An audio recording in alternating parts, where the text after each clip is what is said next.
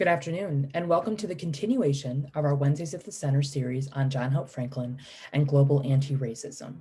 Today's presentation is a rebroadcast conversation between Mark Anthony Neal, Professor of African and African American Studies, and the founding director of the Center for Arts, Digital Culture, and Entrepreneurship at Duke, and Rochelle Newton, Senior Manager of IT at Duke Law.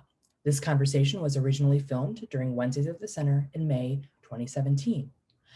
And now let us welcome Douglas Coleman, Program Director of Boost, Nicky Washington, Professor of the Practice of Computer Science, and Renata Kamamura, Ph.D. student in Ecology, who will share introductory remarks. Good afternoon, everyone. I hope you're all doing well and got here safely. You can take your masks off. So I was asked to talk about invisibility around gender and race. And specifically, I work at the School of Medicine and have in one way or the other since 2007. And certainly if you walk the halls of School of Medicine, not now, but pre-COVID, you would see a somewhat diverse body of people walking the halls. And so at first glance, this would appear to have dealt with the challenge that Dr. Brenda Armstrong, our founder, the late great Dr. Brenda Armstrong, really tackled, which is getting true diversity within the School of Medicine. I think it's important to understand that there's almost a hierarchy there where undergrads are pretty diverse. Student body is a little less so. Adjunct professors, even less so. Tenured professors and admin, even less diverse. And so it's not just that we have bodies with melanin in the building, but that those people are in positions of power, decision-making positions. Because only then can we see change.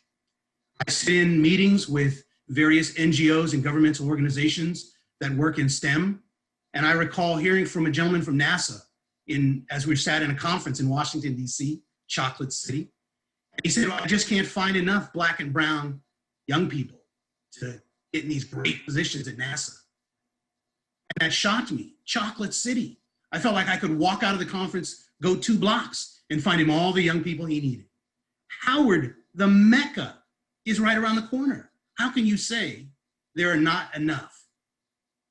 We know in Boost that opportunity is spread universally. I'm sorry, that talent is spread universally, but opportunity is not. And so the challenge for all of us, myself included, is how can we step aside? How can we provide opportunity for our positions to change? To move people up and into our positions. I think change is a very, very scary thing. And I understand that. And right now, as you can feel, the ground beneath us is not solid. There seems to be the opportunity to move things. I just know, being in another conference with a great NGO here in the Bull City, he too said this is a long-term process to make this more diverse. And as a program director, I thought to myself, you're a program director who's been in this program, this NGO, for 30 years in Durham. What is a long process? When did we start? It's the 21st century, folks. And I know I went to a very liberal progressive university in California. And at the time, Blacks made up 3.4% of the undergraduate population. This is the same as when the university opened, more or less.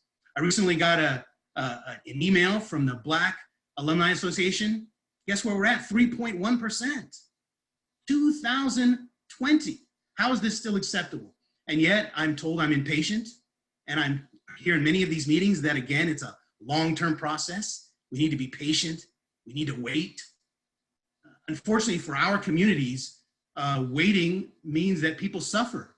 Waiting means that lives and dreams that could have been amazing, could have benefited us all, have fallen by the wayside. Waiting fills up prisons. I know that you shouldn't always rush. My mom, who's on the call, would tell me that sometimes. Take your time, but I also know that very, very little ever got created, built, or changed by waiting. I'm a history major, so I understand the long arc of history. I'm willing to put in my days and my months and my years and my decades. But I also know that this is the same fight that we've been fighting. I also know when I look back and I read the works of James Baldwin, it's still appropriate today, verbatim. We're watching a 2017 podcast in a moment, but it could have been made 10 minutes ago. Again, the same issues, the same populations, underserved. Someone remarked to me recently, it's a pandemic, but it doesn't feel very pan. It hits certain communities harder. And so then we have a gentleman like Fauci saying there are health discrepancies. Newsflash. There have always been health discrepancies in this country. And we have just chosen not to face them. The money is there. I'm here at the Duke School, well, not now, but I work at the Duke School of Medicine, and I know that Duke has been hit really, really hard. Millions of dollars hit last year. And so there's, again, the concept of waiting. I always know that our programs are the last added, the first cut, least funded, and the least staffed. And so I just don't know how long you can expect folks to keep waiting. Henrietta Lacks, 1951, only really got big pub when a white science author wrote a book about her. Why isn't it that her family members wrote the book? How come her family members didn't get the Nobel Prize or weren't in those labs? Certainly, her family and her put in her dues. And as Dr. Brenda Armstrong has shown us, when you get those underrepresented people in the halls, in the labs, they will perform at least as well as their more privileged counterparts. So for me, this is a call to action. This is a challenge. What are you doing to get out of the way of those amazing Black and brown young people who are coming up in your rearview mirror? I know for me, I constantly say to the high school students, the middle school students, and the college students I work with, that one day you'll be taking my job and you're going to be doing a much better job than me. So I encourage you all to kind of have that attitude. We're just holding these positions for the next greater young person coming up behind us. And for me, I'm gladly ready to hand it over. I'm looking forward to retirement, quite frankly. And that'll end my remarks today. I'd like to turn it over to Professor Nicky Washington, Professor of the Practice of Computer Science. Thank you. Thank you, Douglas. I'm ready to pull. I'm ready to pull. I yield my time just to you to keep listening to you talk. That was amazing, and I want to talk and play on a couple of things that he mentioned. First, giving recognition to Dr. Brenda Armstrong. Everyone here knows her as a pioneer at Duke. I knew her as Doc, my track coach growing up as a child in Durham, North Carolina. So with the Durham Striders, so my introduction to Doc was always, we knew her as this big doctor at Duke, but we didn't really understand just how big she was, which speaks to my point about representation and having it.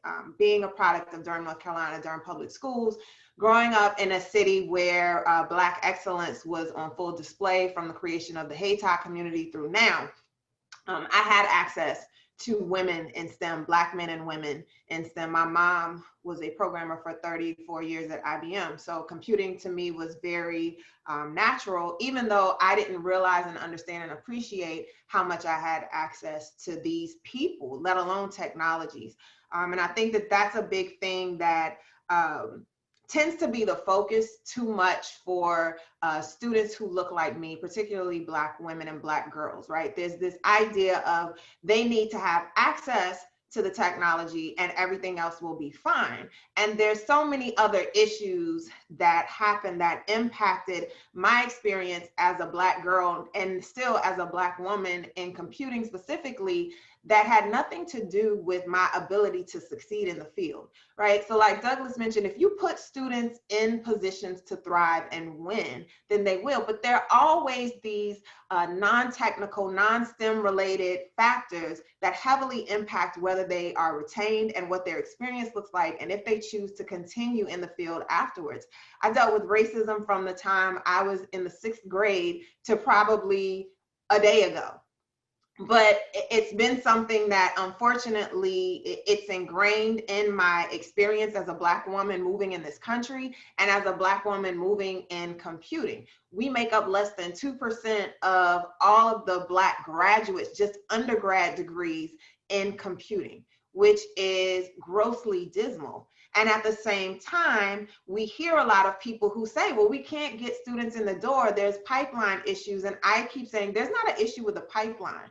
There are 107 HBCUs that are still active in this country. And so if you are telling me that you can't find, and the overwhelming majority of them have computer science departments, some of them having computer science graduate departments, including PhDs, if you tell me that there's still a pipeline problem, then you're telling me that you're too lazy to look for the talent where they are and to go where they are.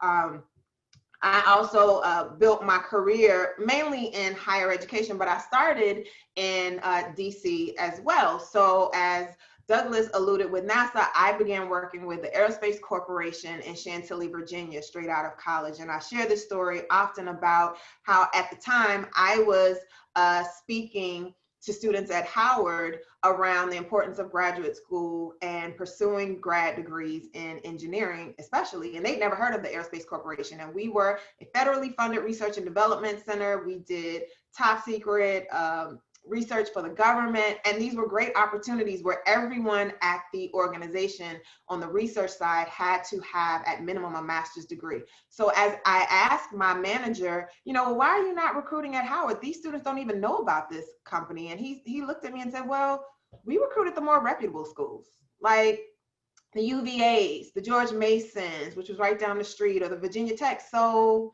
I guess Howard's just not as reputable. And he kind of shrugged it. And I said, okay, well, if that's the case, then why are you not recruiting at North Carolina A&T? Because they're ranked nationally in terms of engineering.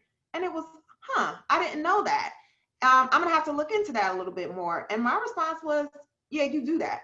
But at the same time, that said to me, this is not the place that I need to be.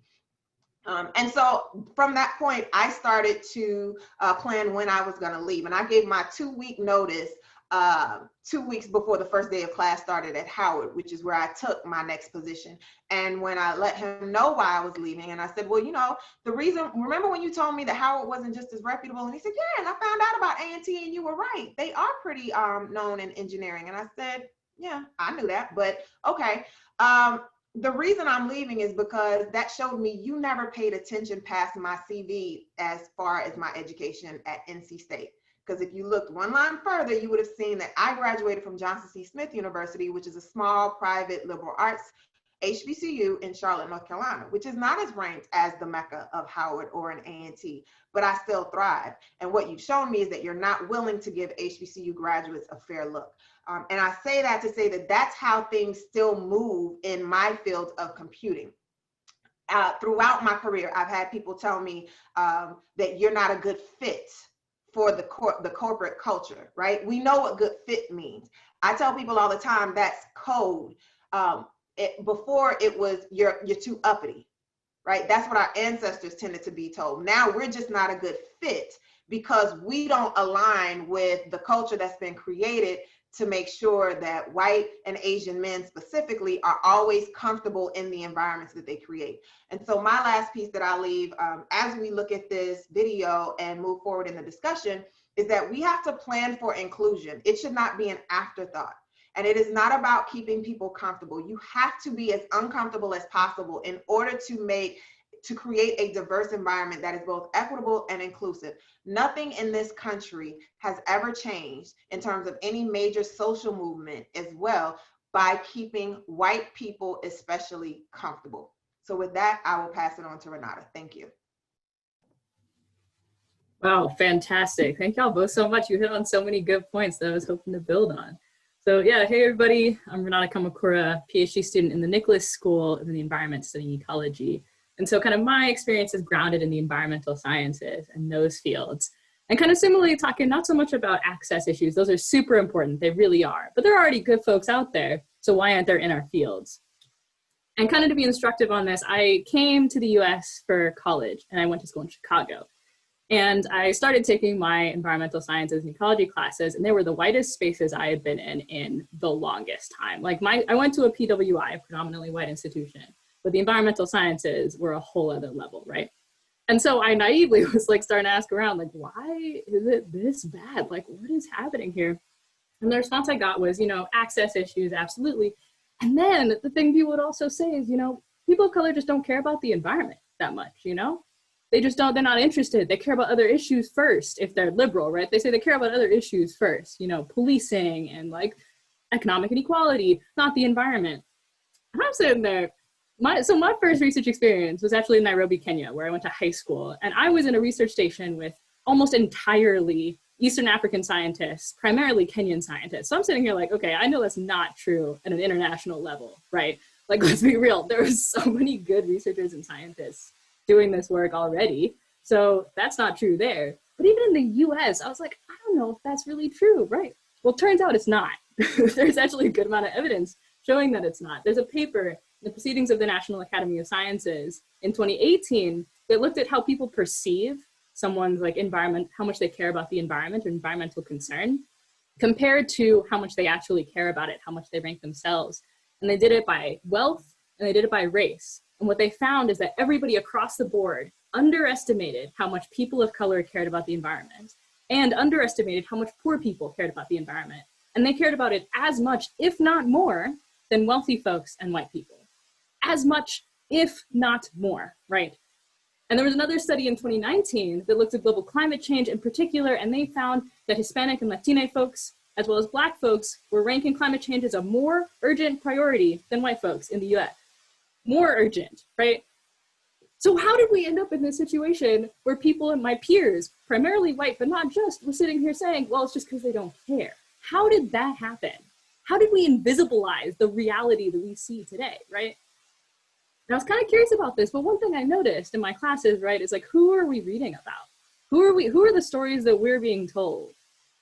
And what I found, right, is we're reading primarily the works of kind of North American and Western European white dudes, right? Occasionally a white woman thrown in there, but primarily white dudes. When I ask them why, my professors, well-meaning, good people, right? Usually they say, well, they're the foundational papers, right? These are the people who started the field. So of course we have to read this stuff, right? And yes, it's true, right? You look at John Muir, Charles Darwin, of course, like you couldn't get into the schools to study this stuff if you weren't a white dude. So of course, right? And a lot of times you had to be rich too, because you were traipsing around the world collecting samples. So you needed some kind of money or rich friends to be able to do this. So of course, the formal field is restricted to white people, right? White men in particular.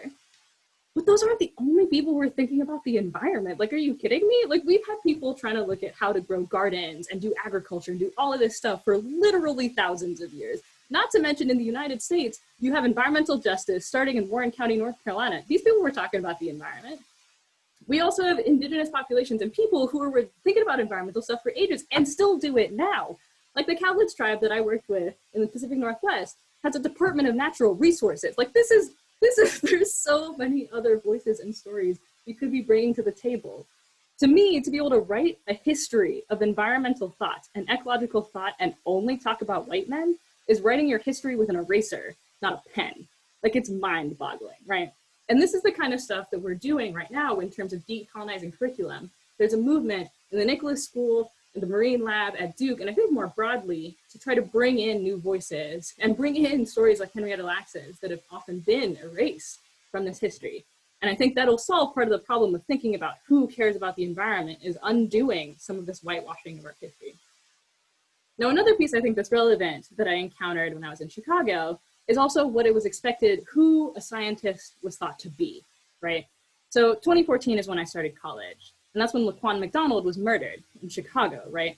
And the Black Lives Matter movement had started a little bit before, right? But was still kind of really gaining steam in Chicago when I started college. And so I got pulled into conversations around mass incarceration and police brutality. And I was starting to be active, like lobbying for change on my campus and in Chicago more broadly. And I had a very well-meaning professor sit me down and say, listen, Renata, I want you to be a good scientist. You have intellectual potential. You're a smart kid. If you keep doing this activist stuff, you're not going to be able to make it. You're really not. You're stirring the boat. You're making yourself look political and biased. to be a good scientist, you need to be able to step back so people trust you, because otherwise you look untrustworthy. And I was sitting there thinking, we read stuff from Garrett Hardin, who, if you all are not familiar, is the person who talked about tragedy of the commons, the person who's an avowed eugenicist when he talked about population biology, but apparently he's not political. We talked about things like Paul Ehrlich's work, who's this biology professor at Stanford, right? Who talked about how we shouldn't give international aid, because that was incentivizing unsustainable population growth. And we should actually just let poor people die, or entire populations of people in countries die, and started throwing around ideas on forced sterilization. But apparently that's not political, apparently. And what was so clear to me is what it meant to be a scientist, right? In this idea, what it meant to be apolitical was to be okay with, or pretend to be okay with, the status quo, right? To not rock the boat, to not be kind of disrupting the power structures that existed, the way things were, as I think Dr. Neal describes in the podcast that they're gonna share, to not be the bad news Negro, you know? And so I was sitting there, it's like, what you're asking me to do is relinquish my humanity, right? Relinquish the care for my people, myself, in order to be fitting in this mold. And you know what? If I had to choose between being a human and being a scientist, maybe I want to be a human instead. And this is the choice that we're putting a lot of minoritized people, like, that's what we're giving them, right? It's like, do you want to care about low-income communities that you might have come from? Or do you want to be a scientist? Do you want to advocate for indigenous communities that are actively being harmed in the United States? Or do you want to be a scientist? Do you want to be who you are as a person? Or do you want to be a scientist? And then we're surprised when a lot of these folks don't necessarily feel comfortable being what we describe as a scientist. And so I would challenge us as we start to think through how we're like changing our fields and how we're being actively anti-racist. I'm not saying we throw out rigorous inquiry. I'm not saying we just like everything goes, there's no standards in science, but I think we need to be critical about what it means to be a scientist and who we are erasing when we create that definition. And so with that, I want to pass us on to listening to Dr. Anthony Neal and Dr. Rochelle Newton's conversation on race, gender, and invisibility in the STEM fields, which is from the video archives of Wednesdays at the Center series from May 10th, 2017.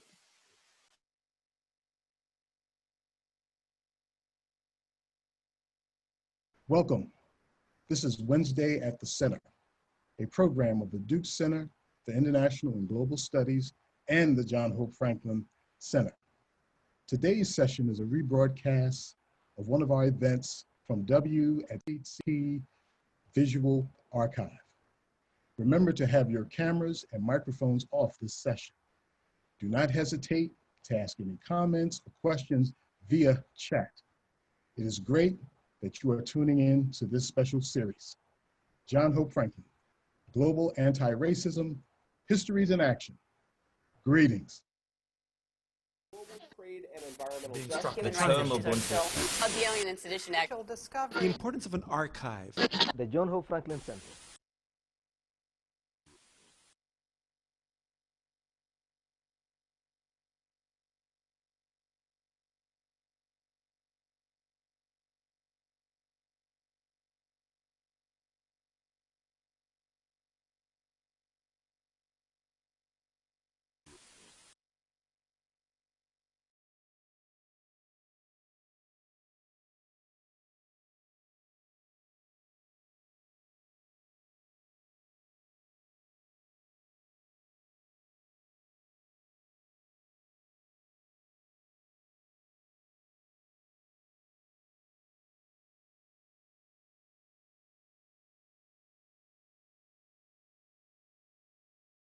How's everybody doing this afternoon?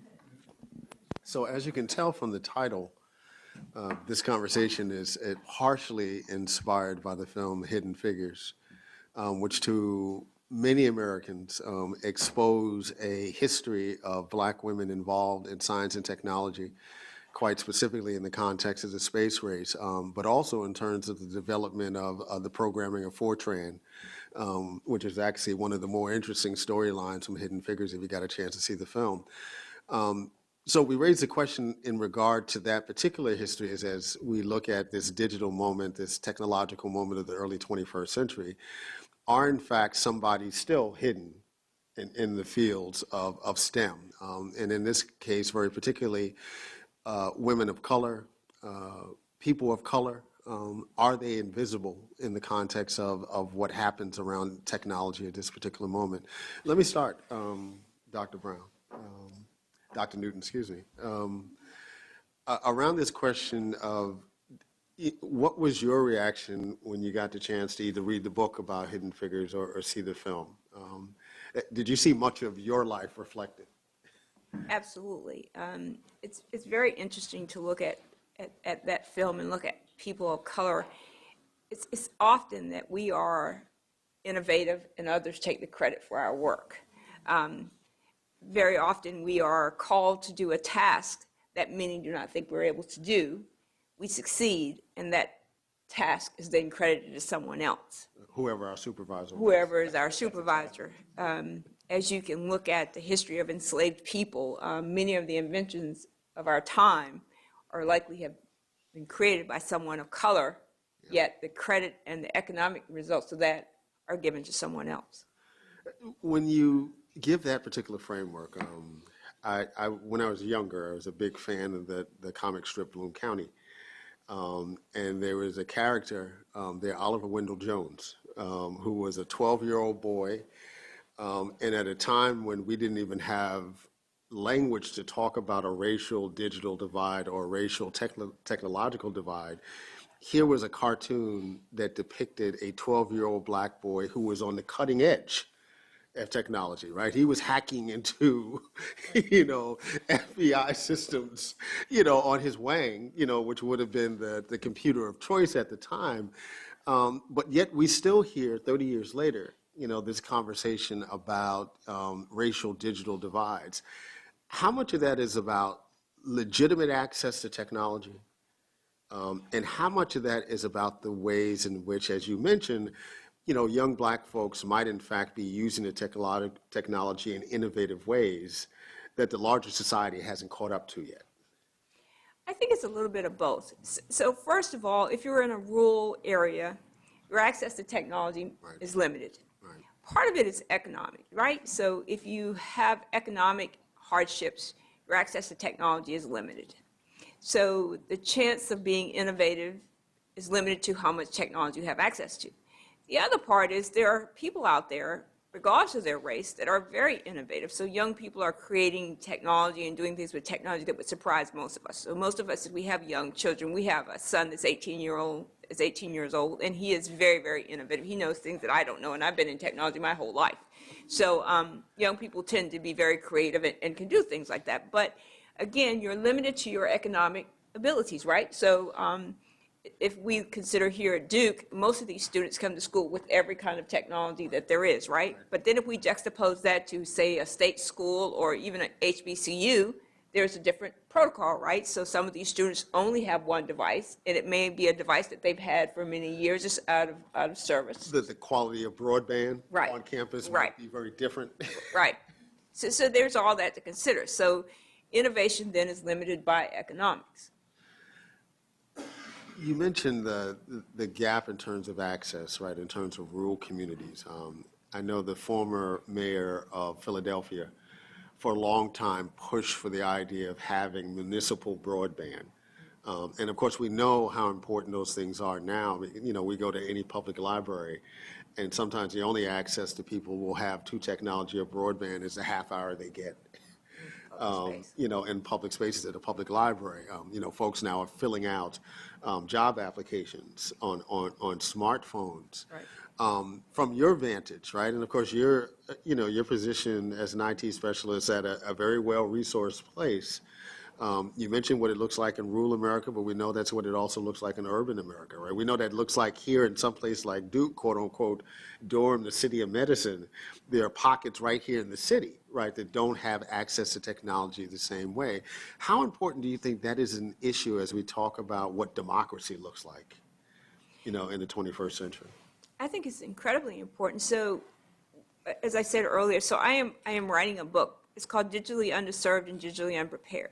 So as we prepare for a possibly changing demographic shift from a majority of white to a majority of brown, many people have not had access to technology other than as a consumer. So if you think about this from a perspective, we all have a smartphone. The Pew Center published a study 2 years ago that said 96% of the population have a phone, may not necessarily be a smartphone, but have access to a phone. And then you think about this, so how many people have access to a computer? And as you think about this spreading further, going back to the first election of President Obama, so he rallied young people using a digital medium. Right. You know, whereas Hillary at that election used analog media, right? So print and email, print and mail things to rally. And so many could say the election was a digital election, right? And however we might feel about the current president, you know, he was in fact very savvy in the way that he used digital technology in terms of Twitter. Right. So there's that. And people use every resource available to them to meet the goal of electing that president. And so even this president has reached to that, even people in rural and urban areas to reach that populace, right? So there's that piece. So there's a concept there that technology is available to us when we want it. But going back to something you said, so people fill out job applications, school applications in public forums, i.e. on their phone, at a library, wherever they can get the technology. So it does impede or push democracy depending on your access to technology. Economics still comes back to be a fundamental piece of that. And one of the interesting things specifically in STEM is social capital. So one of the things that the majority race has done extremely well is network. And they know how to use networking more than just social media. So I'm going to post on Facebook, I was at the mall today with my friends. They use it in a way to network with each other to get jobs. They use it in a way to get loans, to get into schools. Social capital is a very important economic tool for a lot of majorities. People of color, and it doesn't matter whether you're talking about Black or Hispanic or any marginalized population, have not learned the uses and tools of social capital in the same way that others who've had use of it for many years. Let's backtrack a little bit. You shared with a few of us before this event your unique background. Talk about how you got interested in science and technology and computing, you know, as has been, you know, your work for your adult life. So I grew up in rural South Carolina, a little town about 27 miles from Charleston. It was a very racist place to grow up. You know, I can tell you how many times I heard the N-word said to me, and it was divided even among people of color, light versus dark. And so growing up in that part of the world was a very interesting experience. So my mother was very interested in me getting a good education. We all remember parents say, get a good education. How often have you heard that, right? So get a good education. So I went to Columbia. I got a full scholarship to go to Columbia University.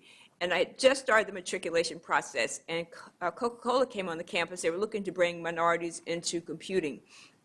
And so I hadn't even gotten my room assigned yet, had done none of the real process. And so $30,000 for a 17-year-old, to me, I thought I had won the lottery. I had gotten all the money I would ever need in my life. I was rich. You know, this is great. And so off I went, and I never looked back at college. And what was that conversation like with your parents? So my mother hung up on me at least 3 times, and you know, she said, how can you do this after all we've done, you know, and all the sacrifice we've made? But I said, it's $30,000, and I don't think she understood what that meant, because she cleaned floors for a living. She was a domestic, and so her pay was $5 a week, so I'm sure she couldn't wrap her mind around $30,000. She probably couldn't even parse that out. So she was very heartbroken that I had done this, but you know, it was, in hindsight, it was a very wise choice, because STEM has been very good to me. I have learned a lot, and I have been in some very important conversations. Let me you know, do a little dance around that conversation you just had, because it raises a different kind of issue, I think, when we think about young people of color getting involved in STEM. Here you have emerging technologies, emerging ways to kind of view the world, whether it's digital culture or in other forms of technology. And you're talking about young folks who might have parents or grandparents, right? You know, the difference between the born digital generation and a pre-digital generation.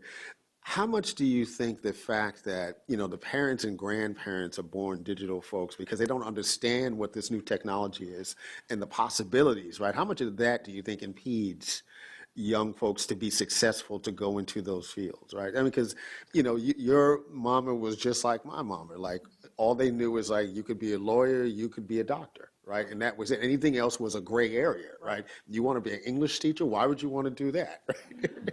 Right. And I think that a large part of that conversation is that it's educating people who are not used to this technology. So as I said earlier, we have two children. One of our children is almost 40, and one of our son is just now finishing his first year of college.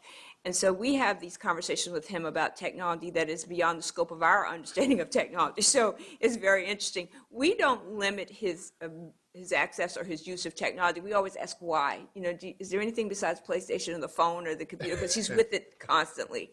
And so I can imagine my mother, who's been dead quite a while now, would have a conversation with him. Why did you throw that stuff in the trash? Why are you using this? So it is one of those conversations where it's generational, right?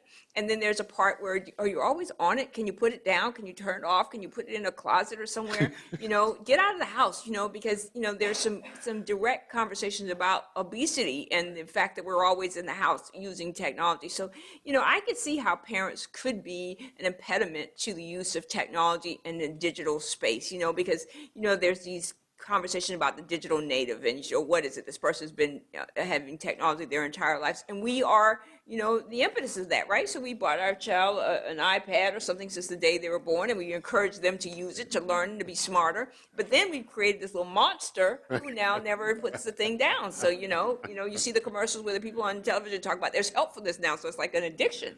So you've got that. You took this position at Coca-Cola, and at some point you're down here in Carolina, right? You're forced to go back to school. Tell a little bit about that story, because I think it also speaks a great deal to part of what we're going to talk about today is, I won't call it a glass ceiling, I'll call it a digital ceiling, but the kind of limits in terms of possibilities that people of color, and particularly women, often face in these spaces. So, in 1994, I became the director of IT for the School of Medicine at the University of North Carolina at Chapel Hill, the other color blue. Anyway, as in that role, I had been very successful. We did a lot of things. The School of Medicine had really not moved into the 20th century at that time with all the technology that was out there. So we were very innovative and doing some very interesting things. One of the first things that came up, and had been a discussion for a long time at UNC, was merging the School of Medicine and the health system. It seemed economically feasible to merge those two systems. And so there was a lot of discussions between the school and the health system about doing this, because the physicians lived in the school, not in the health system. They were paid through the school. Their documents and everything was there, although they worked in the health system, right? So the discussions were going on, and there were these big, powerful people there. And of course, I'm the only person in the room that looks like me. And of course, I'm not educated either. So everybody's got Ph.D.s and Ds and Ds and Ds behind their name. And I have nothing more than my name, Rochelle Newton Brown. So that's all I have. And I'm sitting there. And as we were going over this, the merger was not physically feasible. And as I described this to them, the person that was in charge of the health system looked at me and he said, "Who are you?" He looked me dead in my face and he said, "Who are you?"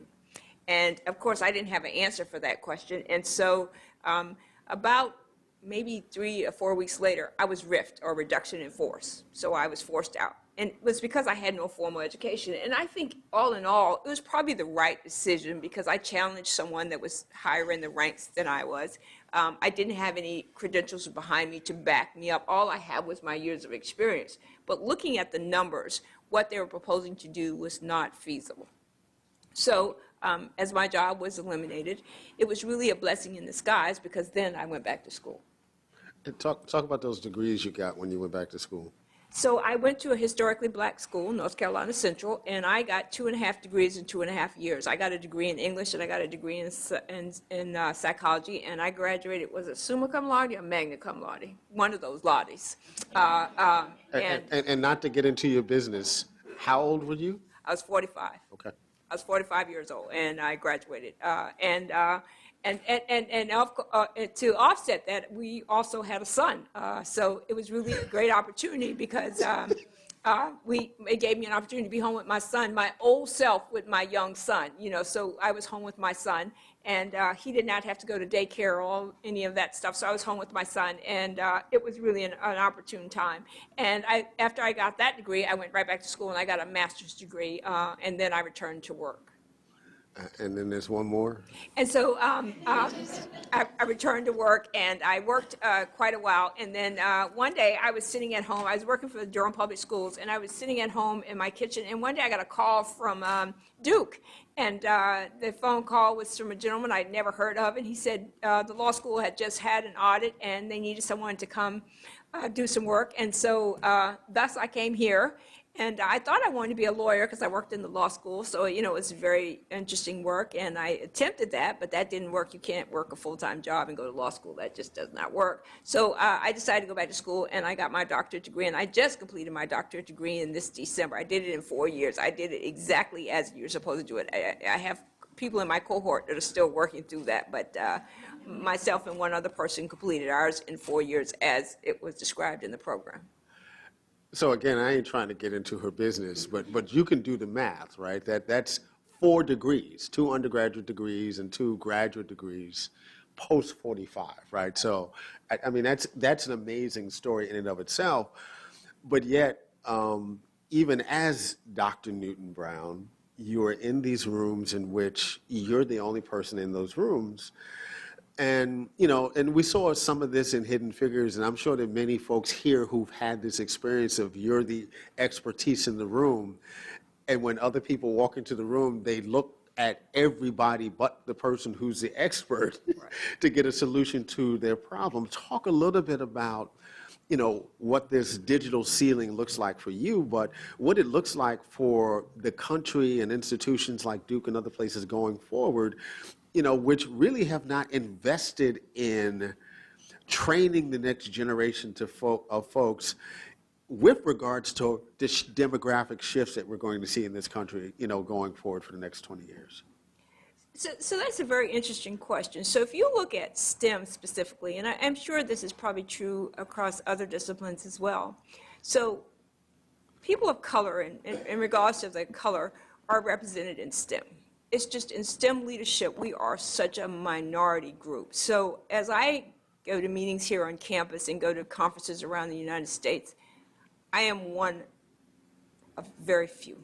So I can go to a meeting here at Duke and Duke leadership, and so Duke has several IT entities here. And if I go to a leadership meeting, I think I'm the only black female there. There are a couple of black males there, but I am the only black female there. And I'm not talking about a group like of 10 or 20, but maybe. I mean you're talking about Ed Gomes and. Ed Gomes and Carl McMillan. And then there's me. A room, 30, 40 people, and me. And I'm not there intentionally. I'm there as a substitute for someone else. It's not my place to be there. I'm not intentionally invited. And I'll give you an example. So I applied for a job here for digital innovation, and it's something I've worked in the space. Of course, I'm not the person who's been in that space for years and years and years, but I worked in the space. I write on the space. I speak on the space. You got a degree in looking at the impact of MOOCs, right? So that's right. And of course, I managed to get an interview, but I was not the chosen one because I wasn't the chosen one, right? So when I ask why, I'm often met with, well, we can't really tell you that, because what's interesting about the issue of diversity, it's hidden behind many, many layers of cloth, right? So HR has these rules that, you can't know why, so you never know why. Then there's the salary piece, so you don't get your salary, know why, he may be paid more than me because he's a guy, or he may be paid more because there's some language that's cloaked in that privacy of HR. He has a family to take care of. Right. He's the breadwinner, right, or whatever. So there's that piece. So there are all these pieces that you can't know why it's happening, and then you standing against Duke. So if you would imagine you filing a complaint with EEOC or filing some discriminatory, you can't win because your money is this big and their money is this big. So you're not going to win a complaint. So in essence, you're just wasting your time. So and that's not this. Duke is a great place to work. I mean, this is an amazing place. The technology, the people, this is a wonderful place to be. It's just that you run into this, and I don't think Duke is unique in any way to this, that you run into discriminatory practices that look very normal. There's organizational culture that happens. You're not qualified, you didn't apply, you don't have the skills. There's a myriad of reasons why you're not the one. And if you look at that process, it's not unique. I always find myself as a room of one. And the interesting piece is, if Mark and I were sitting in a room and someone asked us a technical question, they're more likely to respond to Mark than they are to me. Even though I may be the subject matter expert, he's the person that they would ask. And it's unfortunate that women experience that. And I think that's not unique to Black women, but it's unique to women. Black women just experience it at a higher rate because we are the angry Black woman, we are passive aggressive, we are whatever label that society has applied to us, and so we can't possibly be trusted with leadership, or we can't possibly be trusted to be the ones to be in charge of something because we may be questionable in our skills or our abilities. I think when we look at, if we were to talk to folks at the top of the hierarchy about their leadership practices and why their teams look the way they do, if they were honest, one of the things they would admit was we typically will have people around us who we're comfortable with. Right. Right. That becomes part of it, right? And of course, you can only be comfortable with the people that you're around. If you're only going to limit the people you're going to be around, you're only going to be comfortable with certain kinds of folks. There's also this thing, and you know, I give this nod to my colleagues, Carla F.C. Holloway and Carrie Haney. You know, but we've come up with this term, you know, what it means to be in these rooms and be the bad news Negro. Right. Right. The person who has to, you know, always bring up inequities within the context of this, whether they're racial or whether or not they're in terms of sexuality or in terms of gender, right? There's a whole range of inequities, right? That very often, because you only have people that you're comfortable with around the table with you, none of those folks are, you know, understand what those inequities are also, right? So you become the bad news Negro in the room.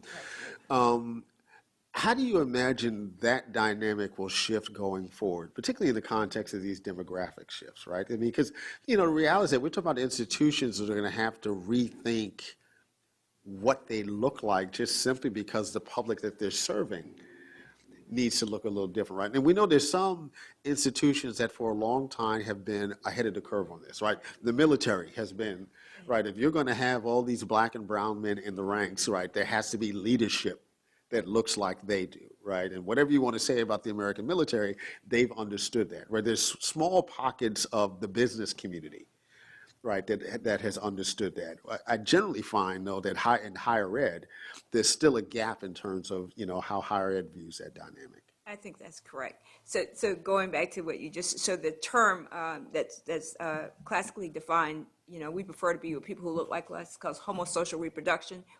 We prefer to be with people who look like us. We do that at home. We do that at church. We do that everywhere we go. We hire those that are we're most comfortable with because we have that Freudian slip. You understand it because you may have that Freudian slip as well, right? So you may accidentally say it as well, and so you understand it because you've said it too, right? So you're not going to be offended by it, you know. So that's the genesis of homosocial reproduction. We prefer to be with those that look like us, you know, for whatever reason. So it's the reason why church is as colorful or not colorful as it is. You know, we don't cross the lines on Sunday, right? We go into our own churches with the people that are like us. It's why we don't bring people that are not of our color home with us and have Sunday dinner with them because we are most comfortable with people that are like us.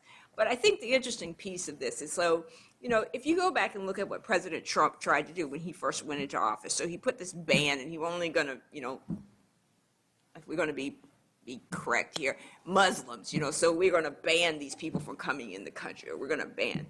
And the interesting piece about this is, so, you know, I asked a couple of friends about this when we were talking about this. So the United States in its infancy was a country of immigrants, people who came here from all over the place. If you go back to the 1900s, Ellis Island and all these things, you have all of these people who came from anywhere.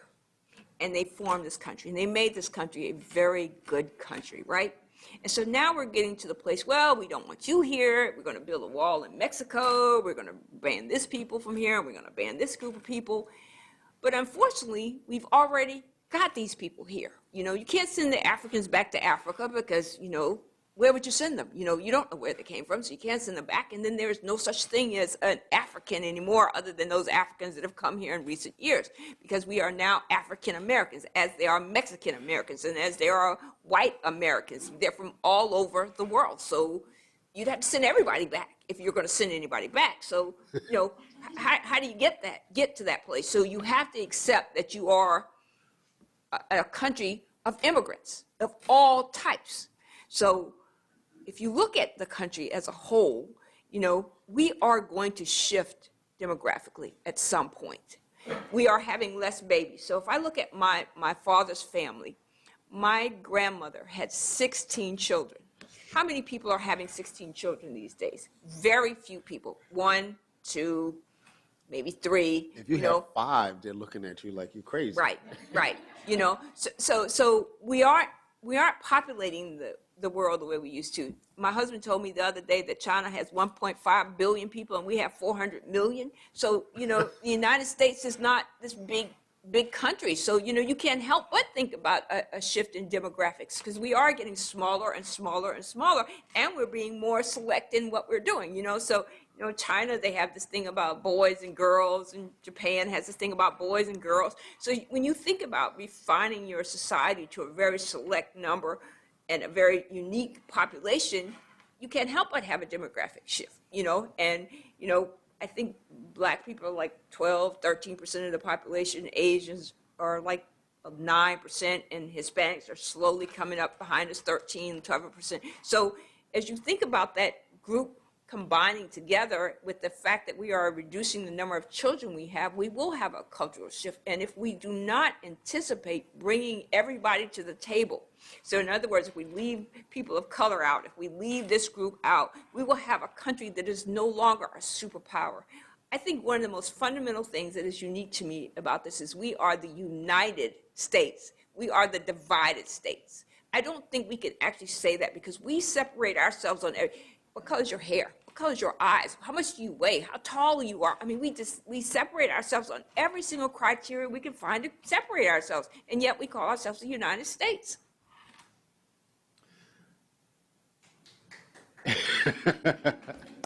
Absolutely. We talk a little bit about access. Again, you mentioned the STEM fields and the participation of people of color. I remember talking to Chris Emden a few years ago, and Chris Emden, who is at Teachers College at Columbia, right? He's well known because of the work that he's done around STEM and of all things hip hop, right? So for instance, he uses hip hop to teach like the Doppler effect to middle school students. And he came out of an engineering background and went into academia from that. And he talked about the fact that when we talk about access in STEM, you know, what often gets included in those numbers is like the 20-year-old who's inputting data. Right. And so it looks one way on the ground, right? But in terms of leadership, it looks another way. But because of these interesting glass ceilings about, you know, who has the cerebral capabilities and where people have been trained, even those folks who are on the entry level don't have the capacity or the possibility of moving up within the ranks to do other kinds of things. You're a great example of someone who did that, who at some point, of course, actually hits against a wall that you have to rethink. What do you say to the young folks now who might be in the position you were at Columbia as an 18-year-old, that are looking at the possibilities of the technology that will not necessarily necessitate them having to go to school now, and they choose to go into these fields without an education? I mean, do you suggest to them at this point in time that they pursue the opportunities in that regard, or do they, you know, follow the kind of logic of our parents and our grandparents and our great-grandparents that you need an education, right, to be successful, right? And that's in the context of knowing lots of folks who have degrees from all kinds of institutions that are doing work far below the level of their training. So the interesting thing is, you know, what Catherine said when she introduced me, education assumes that there is a one-size-fits-all. We teach straight down the middle. Yeah. I am a non-traditional student in every sense of the way. I do not learn by reading. I don't learn by listening to a lecture. I need a little bit of everything. I'm an audio learner. I'm a kinetic learner. I'm a visual learner. I need a little bit of everything. And I think that for education to assume that we all learn the same is a fallacy. I don't think it's fair. I think that there should be a duality to how we teach. So if you have a professor or a faculty member or an instructor, whatever you want to call that person, that is teaching a broad class, so if you had this whole room and it was your class, you could assume that maybe we took that half of the room and maybe that half of the room are visual learners and maybe this half of the room are kinetic learners, to incorporate in your course learning for both groups so that you could catch them all. But there's also a part of that where I don't think you should assume that everybody needs to go to college. Maybe some people could take an online course. Maybe some people could do an apprenticeship or an internship or something of that nature. I am a unique case, and I would not want to make this broad statement, but there's very little I would have learned from an IT degree, whether I went to get a computer science degree or whether I went to get an information technology degree, that would have helped me, because my philosophy is that very much of IT is built one on top of the other. So if you went back to the mainframe degree and we made it very small to racks and servers and all those things, the structural technology is very much still the same from before. So you could pretty much say, if I learned it now, I could pretty much go from there. So the Fortran from Hidden Figures. So there was COBOL and assembler, and now we have C++, and we have all these other things. If you understand the basic support of programming, you can program almost anything. You might have to learn the nuances of how this language works versus that language, but very much you've got that. I think that is very important for the person to understand how he or she learns, and then find the model that fits that, and then go from there. And I think that for parents, you need to understand that about your child. I think that schools should include an assessment of the child before you define the model. Yeah, I'm laughing because I got a 14-year-old who's kind of off the chart in that regard. And I'm thinking about, for instance, more broadly, what we do to, we could have a conversation about black boys in the classroom, but generally speaking, what we do to boys K through 12 is criminal, right? Where, we want to sit them in seats and everything about them goes against that, right? Yep. And when they refuse to sit in the seat, right, there are all these punitive measures, right? And of course, we know what those punitive measures look like when it's applied to black kids and Latino kids versus some of their white peers. But the fact that, we make it normative to think that every kid can sit in a seat for 8 hours, we're cutting gym programs, right? So they don't even have a moment of release within that context. I think about that, and I raise that in this instance around the work that you do around MOOCs, right? There have been a lot of questions about these massive online courses, right? And of course, Duke attempted to engage that technology massively a few years ago, and there was lots of pushback from faculty. One, because the faculty didn't feel as though they had a real input. Right, and Duke, for all intents and purposes, is a university that's faculty governed. So there was some pushback in that regard. There were some folks who were suspicious of what the economics of it looked like. Clearly, someone at Duke was going to make money off of these MOOCs, and it didn't seem as though that was ever going to funnel down to the professors, who are actually doing the MOOC. So it's all those kinds of things, right? But how much of a challenge when we think about some of these academies, like Khan Academy, right, that have popped up, in which MOOC-style classes are replacing classroom instruction, whether it's K through 12, whether it's seen as an enhancement, traditional education, or in some cases a very real replacement. When we see online places like University of Phoenix and things like that, how much of that do you think is a real threat to the kind of traditional production of knowledge that we do in spaces like this? Or how much of this is really about just the shift in technology, and the technology, right, and the folks who are doing these companies actually being much more sensitive to the very different ways that people learn? I think it's a little bit of both. So I think that Coursera, edX, and some of the other folks who create these online courses really have good intentions, right? But I think at the same time, they're for-profit. Well, edX is not, but they're for-profit companies, right? So, I mean, they want money from this, and they charge everybody to do these things. They charge Duke, they charge all their customers to do these kind of things. So, there's that. I mean, and now they've gone to specializations, they've gone to on demand, and you get an email every 5 minutes that there's a new course for you, right?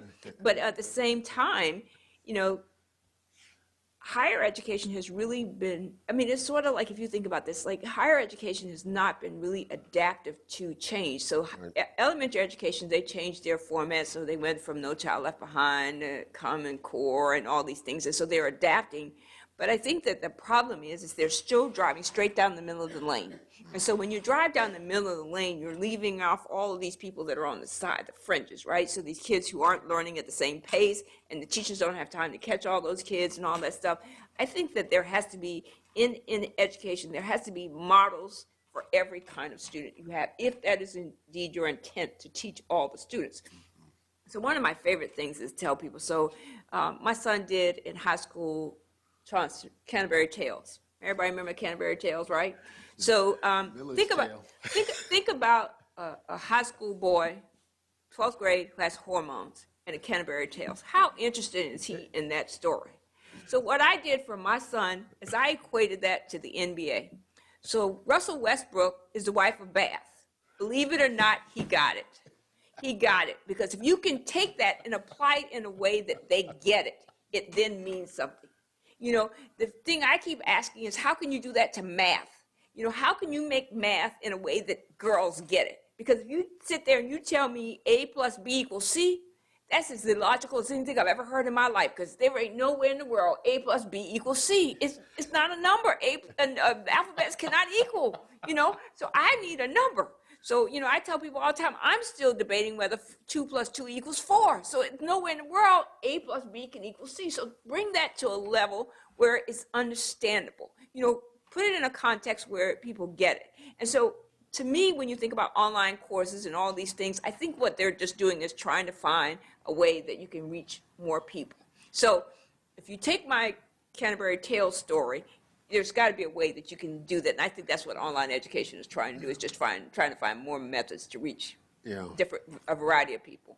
For those of you who might not be familiar with Coursera, our incoming president here at Duke, Vincent Price, is the king of Coursera. When he was a provost at the University of Pennsylvania offered more Coursera courses than any other institution in the country. So it'd be interesting to see how that plays out, when he's inaugurated in the fall. We're going to open it up to questions now.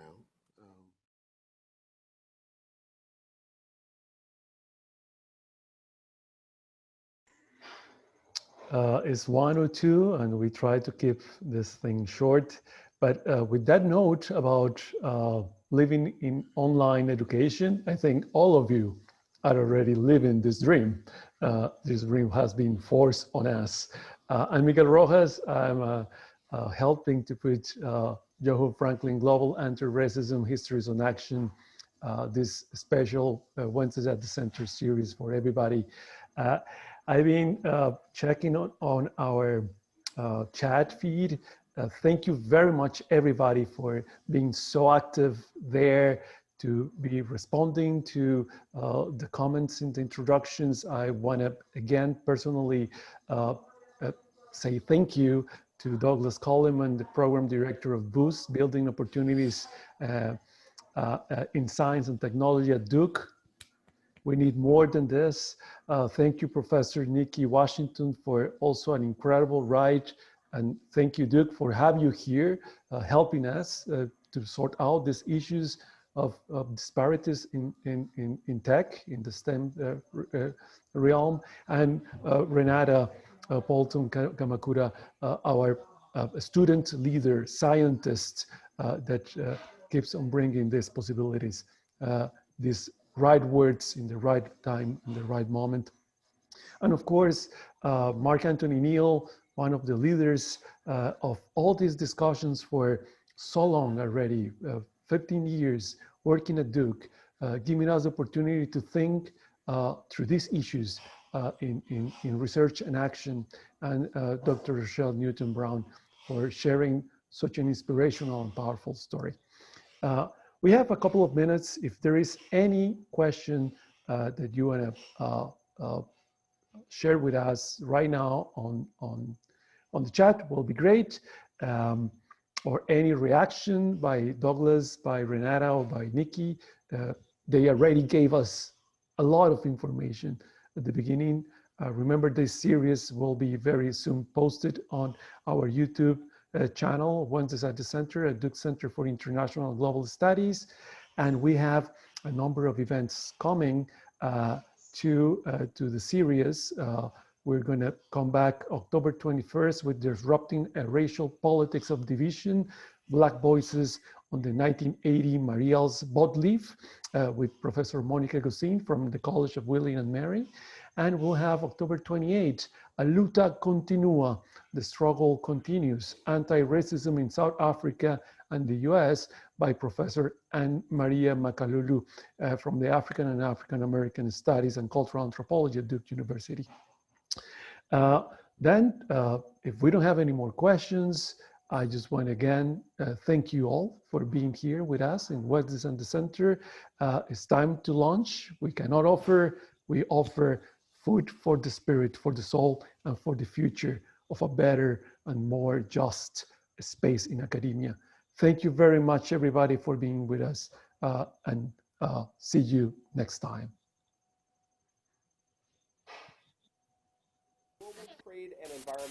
The term of the Alien and Sedition Act.